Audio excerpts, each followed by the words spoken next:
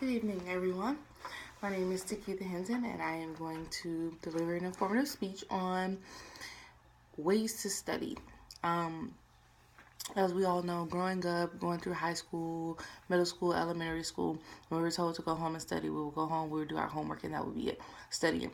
But now that we're in college and things are getting more complicated and more difficult, we really have to do what we've never learned how to do. We have to teach ourselves how to study. We have to teach ourselves the best methods of studying, the best ways to study, best times of studying. Like, we have to figure out the best way for us to retain information for ourselves.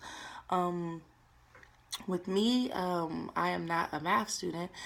So when I go to math class, I do my homework 2 assignments ahead of time. So when I get to class, the things that I have trouble with, I'll ask, like, can you show me how to do this? Can you show me how to do this? But the problems that I do know how to do, I'll go ahead and work them out myself. Sometimes reading the chapters, previewing chapters before you actually get to class and before the actual assignment is due, it opens up room for you to receive more information. If I read over the chapter and then I go to school and the teacher's up and she's giving out notes on this specific chapter, I kind of already know what she's talking about, or I understand when she say, oh, look in your book to chapter whatever, because you've already read over the chapter. Sometimes reading the chapter beforehand or previewing the chapter, not even necessarily reading everything that's in the chapter, but reading like the bold points in the chapter, or reading highlighted parts, or like the little boxes that says look here, or quick tip here, or important information. Those kind of things can open you up to be more receptive to what your teacher is saying. If you know that you struggle in a certain subject, you have to be open-minded when you go into a classroom. You can't say, oh, I suck at math, but I hate math, so I'm not going to do my math homework. No. Studying means that we have to put more time, more focus on the subjects that we struggle with the most, previewing the chapters. Basically, what you can also do is, like, take notes for yourself. You read the chapter, and anything that stuck out to you, like when you were reading, you write it down. When you go to school, you take the notes that the teacher give you, and then you can kind of compare your notes, like compare the notes that you took for yourself versus the notes that were given to you by the teacher, and sometimes that kind of helps you retain more information. Also, you can make flashcards.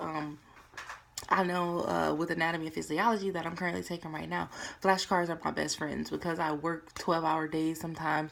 I keep my flashcards in my pocket. Every little chance I get, every time of downtime I get, I pull the flashcards out, I look over them. Repetition is key. As long as you read over something, try to understand it, and keep an open mind about it, when you start seeing things over and over again, things kind of start sticking. As far as like study habits, I know me, when I study, I have to play music in the background. However, I know some people can't study with it. Some people have to have complete silence. If I have complete silence, then all of my thoughts are intertwining together.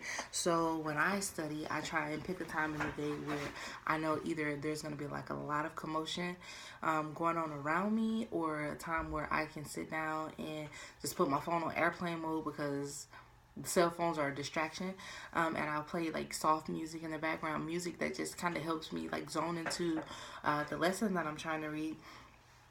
Also, studying like on your own beforehand or previewing assignments kind of give you that boost of confidence that you need to like exceed in a class. If I don't know what I'm doing, I haven't tried to figure out what I'm doing, then I get in class and the teacher's like, oh, well, do you understand this? And you're kind of like, well, no, I has trouble. Like, if you don't read before or study on your own, you're kind of selling yourself short. The teacher's there to teach you. The teacher's there to make sure you understand the information that's being put out. However, you have to help them help you. You can't expect to go in the classroom and the teacher give you everything you need. Sometimes the work comes from within. So I hope this has been a helpful message on ways to study, or ways that I study, that can possibly help you achieve a common goal, which is passing classes. Thanks for your time.